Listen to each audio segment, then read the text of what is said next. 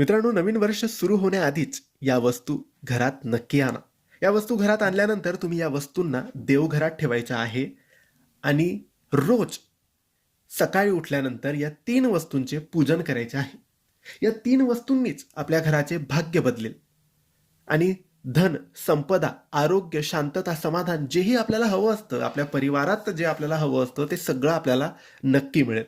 म्हणून आताच डिसेंबर महिन्यातच या वस्तू आणून ठेवा आणि 1 जानेवारीपासून या वस्तूंना आपल्या देवघरात स्थापन करा आणि रोज या वस्तूंचे पूजन करा. आता या 3 वस्तू कोणत्या? तर पहिली वस्तू आहे रुद्राक्ष.